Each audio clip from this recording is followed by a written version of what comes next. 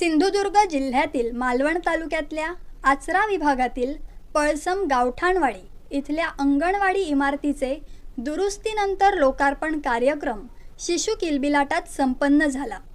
या अंगणवाडीचे इमारत दुरुस्त करणे हे काम जिल्हा वार्षिक योजना अंगणवाडी दुरुस्त करणे सन 2025-26 ची अंदाजपत्रकीय रक्कम 2,49,998 रुपये निधीने मंजूर झाले होते, अशी माहिती पळसम ग्रामपंचायत सरपंच चंद्रकांत गोलतकर यांनी दिली आहे।